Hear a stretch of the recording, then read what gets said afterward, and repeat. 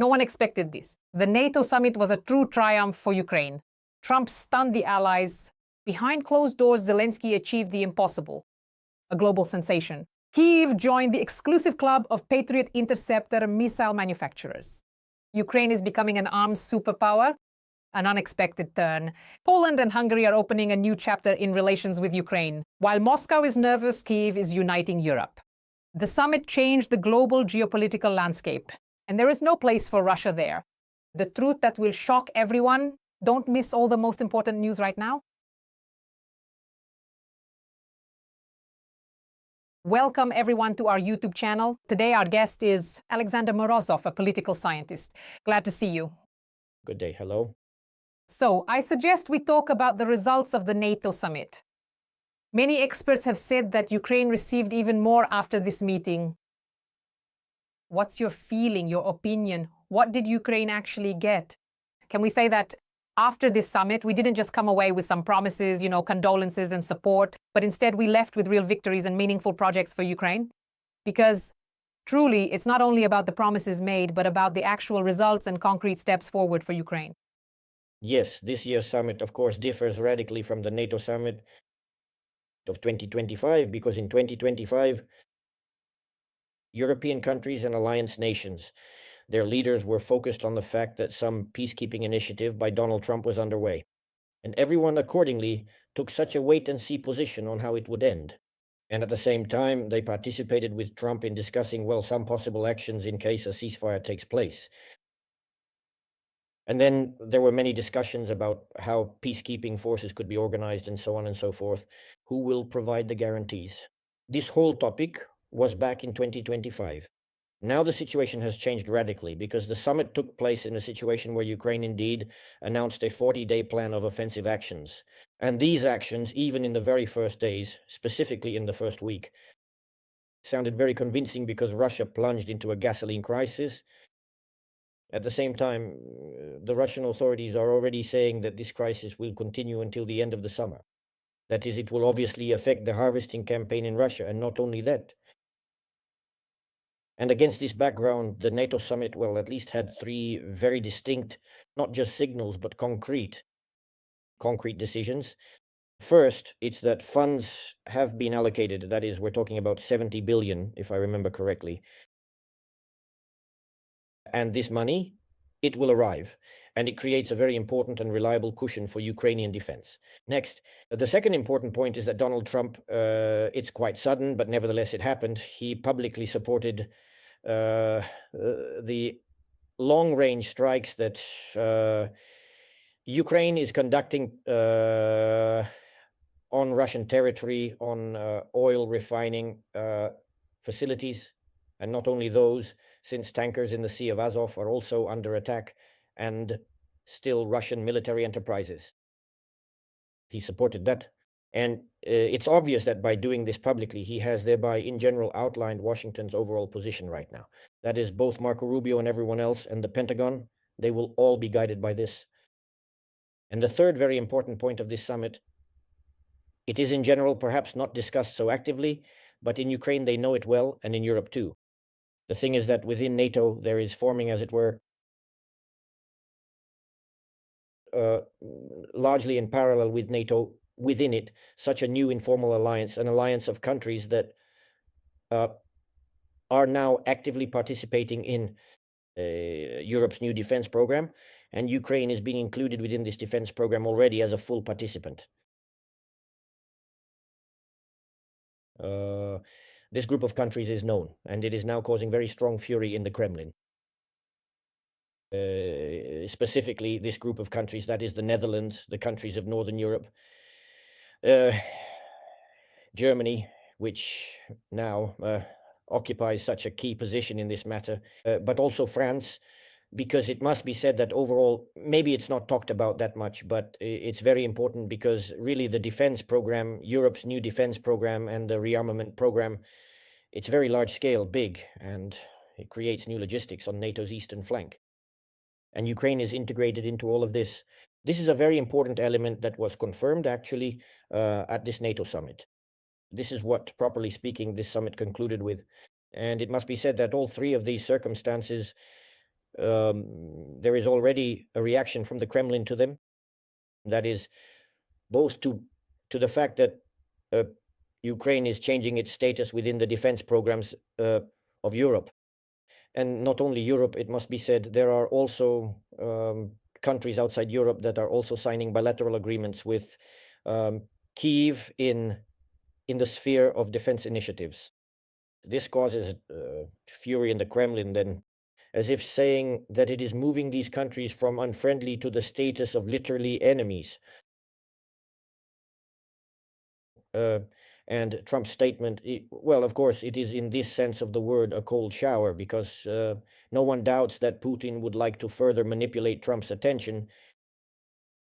And before the summit, voices were heard from the Kremlin that, well, yes, so to speak, well, we don't have high hopes for the negotiations. Now, but nonetheless, they're happy to host Witkoff and Kushner, so to speak, always ready and so on. And Putin, when congratulating Trump not so long ago, as everyone remembers, the Kremlin said that Putin emphasized he continues to invite Trump to Moscow and so on and so forth. Now, that's all in the past, and the Kremlin is already commenting on it. Lavrov is already speaking about it in a somber tone, saying that it's all over, the spirit of Anchorage, goodbye. So the Kremlin's reaction is also already visible. That's the situation following the NATO summit. Why do you think Trump is changing his rhetoric so sharply right now? What happened and what might have been discussed behind the scenes? Because the meeting between Zelenskyy and Trump lasted much longer than planned, over 2 hours. What are your thoughts on this? Well, I don't think Trump could have, so to speak, communicated anything fundamentally new, because his range is also well known. But Trump, at this summit,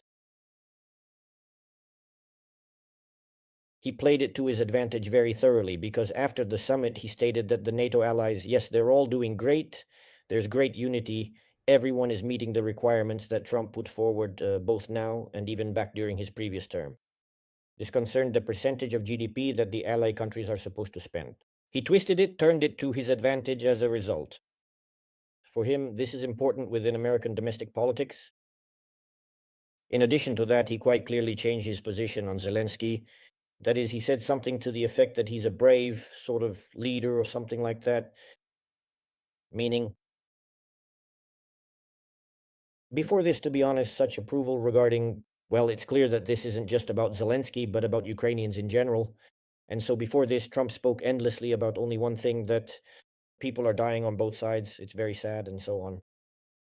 That is, he spoke from a position of purely peacekeeping mediation. Now, after what he said at the summit, there's a clear impression that he's no longer using the rhetoric of a mediator, but is moving to a position that many might have expected from him before, that he would finally say that, well, it's obvious that Ukraine's heroic resistance to aggression by an opponent superior in resources and so on, well, roughly how European leaders view this situation, that's what he's moved to. I think he said this, so to speak, privately in his conversation with Zelenskyy as well. And plus, I think that's just how it is. Trump, I don't think there will be any deception here. Trump evidently gave some kind of word that Patriot missiles will be delivered, and delivered faster than could have been expected. And apparently the Pentagon will receive, and American defense companies will take this as a directive. That's what I think the next point is, yeah. Well, and we also have to mention that it was publicly announced that Ukraine will receive a license to produce interceptor missiles for the Patriot system. If I'm not mistaken, only 2 countries in the world have such a license, Germany and Japan. Yes. Does this add fuel to the fire of hysteria for the Putin regime? Well, this creates, well, I mean, of course, we'll see these hysterical comments from Kremlin pundits, but what's important is that it still creates for the Kremlin, it forms a clear perspective that no attempts to develop new weaponry on the part of the Kremlin and all their programs, the Kremlin's rearmament programs, including the development of their own drone program, the development of something related to artificial intelligence, in this sense, no matter how the Russian military economy adapts, it will not exceed the capabilities available to, as it were, a large circle of countries, a large circle of economies. And this is quite important because, yes, implementing a license to produce missiles like the Patriot is, of course, not a matter of one day. Yes, we understand it won't be tomorrow, but it's a long game. Yes, but exactly that it is so to speak, in the long term. And this is extremely important because by doing so, Ukraine, having received such a license, really finds itself inside the European Defense Alliance as one of the producers of high precision modern weapons. And another quite significant point is Zelenskyy's contact with the president of Poland, Naroki, after the conflict, right? And a certain announcement of a certain meeting between Zelenskyy and the head of Hungary. So how is this perceived by the Kremlin? Can it be perceived by the Kremlin? They invested so much money and put in so much effort here to try to destroy this unity. And yet, countries are now beginning a new round of relations with Ukraine. Well, in any case, we can say this. Yes, President Naroki clearly does not intend to change his position on the issue of the Ukrainian insurgent army. That's clear because he's a historian himself, and for him, obviously, biographically, this is significant. Undoubtedly, the significance of this for Poland as a whole or for Polish society is exaggerated. No, of course, there are different points of view there. And not just the point of view that Naroki develops, but whatever position Poland might choose to take here, it is quite clearly still a secondary issue, especially when compared to the importance of maintaining unity and solidarity within the defense of NATO's eastern flank. So, in essence, the main priority remains the collective security of the alliance.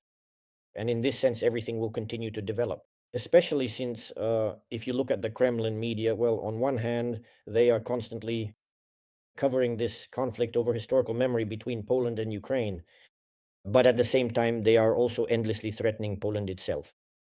Yeah. That is, and actually right now is the moment when, when people say that this summer is a summer of escalation, then one of the Kremlin scenarios is indeed a strike on logistics bases. This is being discussed very loudly.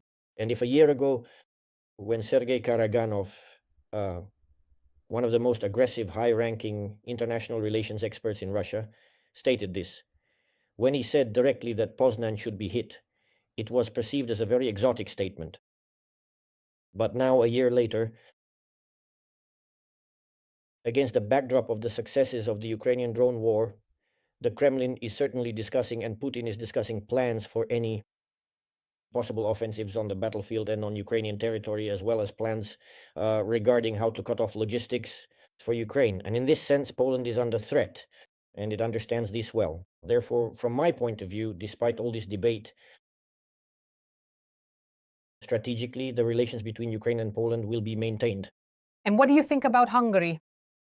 If I'm not mistaken, Magyar still said that he won't supply weapons to Ukraine, but a meeting with Zelenskyy is necessary. I think that in the next step, he will change this position, much like what happened with Andrej Babis and the Czech government, which during the election campaign was experiencing significant developments and ongoing events. And immediately after the coalition was formed, stated that they wouldn't spend a single penny on military aid to Ukraine, while at the same time maintaining, obviously, obligations regarding the non-military side of supporting Ukraine. But now even Babis has changed his position and stated that he will join the military aid program for Ukraine to some extent.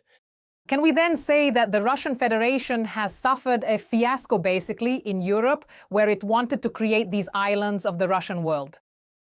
Can we hope that these tentacles, we are already slowly cutting them off and they won't be in Europe? Well, it's clear that now the Kremlin is hoping for the elections in France and for Macron's departure. Yes, Le Pen is definitely making some very loud and attention-grabbing statements over there. Yes. And plus, it's clear that the Kremlin media are playing all of this up. They're also playing the so-called Alternative for Germany card, which, if it does succeed, even if only in these autumn elections, will likely be seen in the Kremlin as a sign of hope, some hope at least, that German policy could eventually change. This is something that observers in Moscow are watching closely. But I would say this, the recent events in European politics that have occurred since after the full-scale invasion of 2022, they've shown that the European right, when they join a coalition or even lead a government, as was the case actually with Geert Wilders in the Netherlands, when the right joins a coalition in Europe or even finds themselves at the head of a government, they continue to maintain their commitments in this area. That is And here, in this regard, this is the first point that, well, whatever the position might be, say, in some respects, say of Giorgia Meloni or Andrej Babiš, they all, yes, belong to, so to speak, the right-wing coalition in European politics and in the European Parliament and so on, and in Brussels. But at the same time, they all maintain their commitments regarding Ukraine, even if there's some discussion in society, even if they play on this at some point. That's one significant point. And the second significant point, the thing is that the Kremlin is demonstrating such a cannibalistic policy that those who, before 2022 in European politics, somehow wanted to cooperate with the Kremlin, maybe go to some conferences in Moscow, maybe engage in some minor lobbying for the interests of Russian companies, they now absolutely cannot do that anymore because personal reputation is at stake here, because both financial intelligence and national services, special services, they're monitoring this because the Kremlin has moved itself and the entire Russian Federation into the category of enemies de facto for Europe, that is, into the category of the main threat.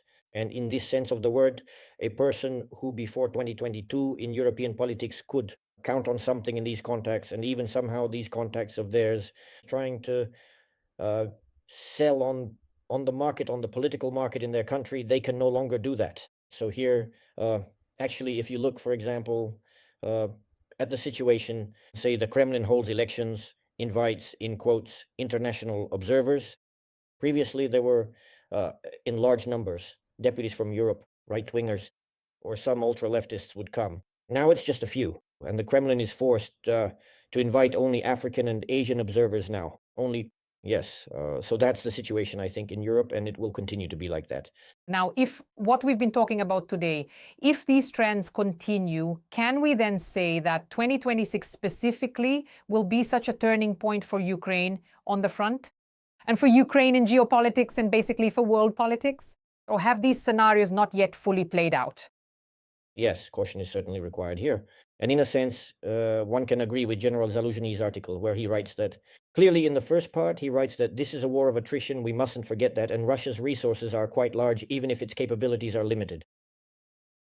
And the second important point is that, yes, Ukraine has already achieved demonstrated some technological breakthrough in the military sphere with the drone war.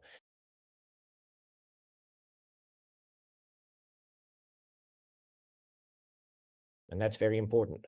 But Zaluzhny is right. The second key point is that NATO's defense perimeter, including Ukraine, must be formed faster. Because that would then be more effectively, it is in fact the main guarantee for the future. Well, for Ukraine and for Central and Eastern Europe as a whole, and for many neighboring countries that are somehow involved in this war. So I think this is a very important year. It's clear that 2026 is a turning point year. I think we can clearly see here at least three aspects of this turning point. First is that Putin and Russia haven't faced anything like the current fuel crisis. This hasn't happened under Putin before. This is the most extensive, so to speak, in terms of its scope, a massive economic problem. Let me think. And the central bank is already reacting to this, saying that very high inflationary risks lie ahead, and so on and so forth. So it's quite clear that everyone understands this won't be resolved easily. The second important point is that, yes, this summer, by summer, the atmosphere of Trump's peacemaking efforts has been completely exhausted. And everyone in Europe connected to this war understands, yes, a new stage has begun. That is, strategically, it's clear, though it's not yet certain how it will end, but things are moving in a different direction than before. And the third significant point here is this. The thing is, this summer it's felt particularly acutely that at the start of the invasion, at the start of the war in 2022, there was an atmosphere, including in Europe and among experts, that it was unknown what Putin would do. He could, so to speak, go to any lengths. He can, so to speak, go to any lengths. Now, the situation is different. Now, everyone is watching and seeing these are the capabilities he has at his disposal. None of these capabilities are particularly fantastic. So, as a result, this really changes the overall perception of the situation quite significantly. And I would even go so far as to say, perhaps even more than that. There is a certain sense, almost a feeling in the air, so to speak, an unspoken understanding among people that regardless of whatever actions Putin decides to take next. Nothing at all seems to lead him to restore or rebuild his image, even within his own country, as a truly great and powerful ruler. That is, not a single step of his brings him closer to victory, to the kind of victory he'd like to achieve and define for himself. And this is quite important because many have felt this. Now, a series of reactions has already emerged. Various figures are speaking out, including these Russian turbo patriots, as we can clearly see. They've started speaking from pessimistic positions, like no matter what we do, we won't get a victory. And in that case, why continue this war of attrition? This is one of the main results already of like the first half of 2026. Moreover, they've even started talking about why we need Transnistria. Well, we don't have a corridor, so let's get out of there. That's quite a significant indicator. Yes, no, yes. Yes, I agree with that. Let's leave it at that for now. Thank you so much for taking the time to speak with our audience. We're always happy to have you as our guest. Thank you. All the best. Thank you. Goodbye.